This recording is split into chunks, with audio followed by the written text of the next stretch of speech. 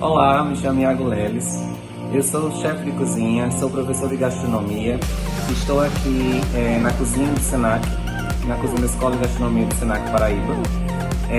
Sou graduado em gastronomia, sou MBA em gestão de restaurantes, atuo na chefia de cozinha do Rocha Restaurante e sou docente aqui da Escola Senac de Gastronomia e Hotelaria na cidade de João Pessoa. Falando um pouco de cozinha indiana, culinária indiana, eu acredito que poucos saibam que o meu primeiro trabalho profissional foi com cozinha indiana.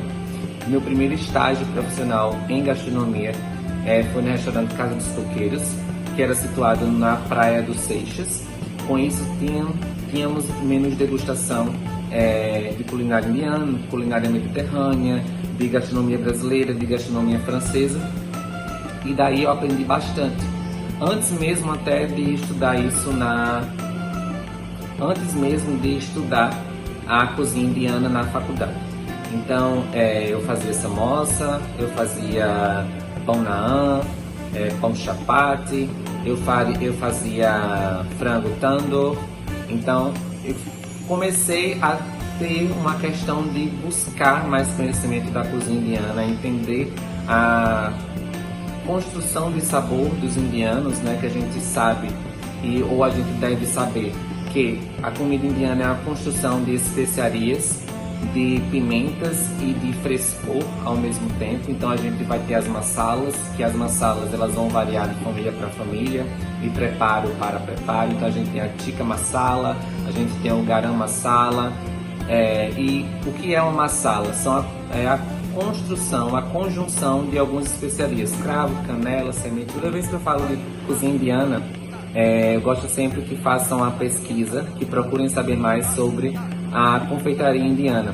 Existe um preparo que se chama gulab jamun, tá? É um preparo super aromático, super delicioso e fácil de fazer, onde a gente vai ter a obtenção de umas bolinhas feitas com leite em pó. Essas bolinhas elas vão ser fritas em ghee, né, nessa manteiga clarificada. Depois elas vão ficar imersas em um caldo aromático junto a uma calda de açúcar e cardamomo. Então elas vão umedecer internamente. A gente deixa dormir de um dia para o outro e essas bolinhas elas vão ganhar mais maciez, elas vão ganhar todos os aromas do cardamomo, da água de rosa, se a gente preferir colocar, e fica super delicioso, é super fácil de fazer, é como se a gente fosse fazer uma massinha para macarrão e a gente fizesse apenas com água e leite em pó, tá?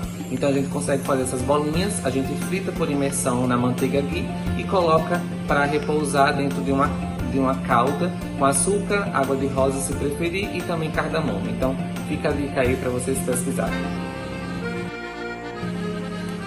Falando um pouco da minha experiência com a culinária francesa. No ano de 2018 eu fiz um curso na Escola Lenôtre, procurei um curso de confeitaria. Daí fiz cursos rápidos em Paris, fiz cursos de macarrão, fiz cursos de eclair e alguns cursos de cremes da confeitaria clássica francesa.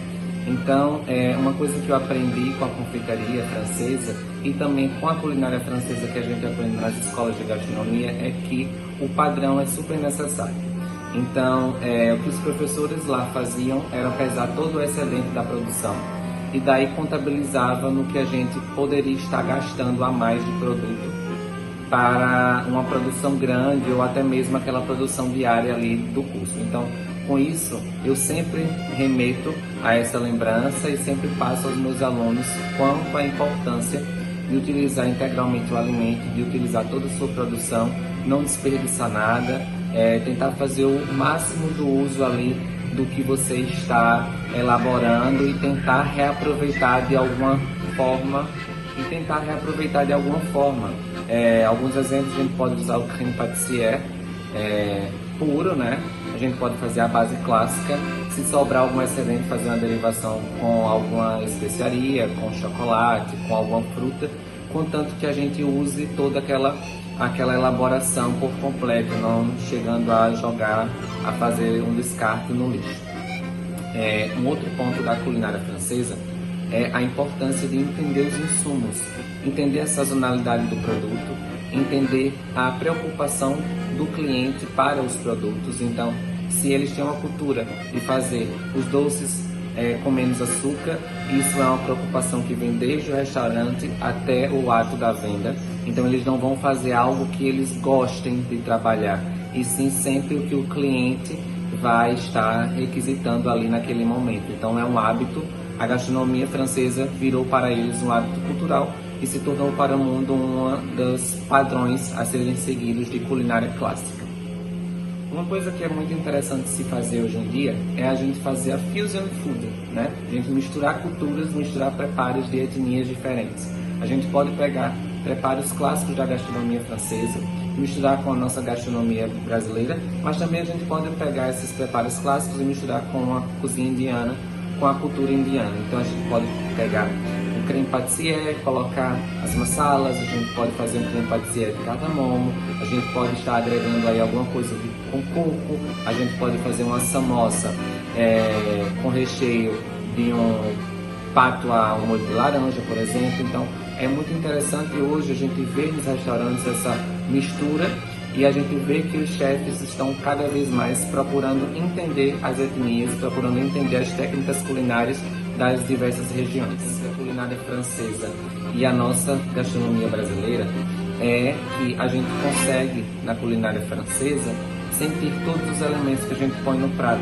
Então, se eu tenho um molho de laranja que acompanha um pato, teoricamente ele vai ou com o magret, que é o peito de pato, ou com uma coxa, que é a parte mais gordurosa. Então a gente consegue fazer um equilíbrio de sabor utilizando o ácido para quebrar um pouco da percepção da gordura no paladar, e também a gente consegue sentir todas as especiarias se forem colocadas. A gente tem os espessantes naturais, né, devido a uma redução, devido a um processo longo em baixa temperatura, e a gente traz isso para o Brasil. A gente quer as coisas muito rápidas, então a gente procura aplicar uma farinha de trigo, procura aplicar um amido de milho para a gente obter um molho mais espesso com menos tempo. A gente tem isso muito claro no molho madeira, onde a gente tem um processo longo, quando ele é feito do método clássico, utilizando um vinho madeira, e quando a gente traz para restaurantes, os restaurantes vão procurar os cremes prontos, né? Então a gente tem um molho madeira ali no máximo com 40 minutos, 1 hora. E com isso a gente não tem toda a percepção das características organolépticas do produto. Isso a culinária francesa não admite. Então quando a gente começa a estudar esse tipo de culinária clássica, a gente começa a entender mais os processos.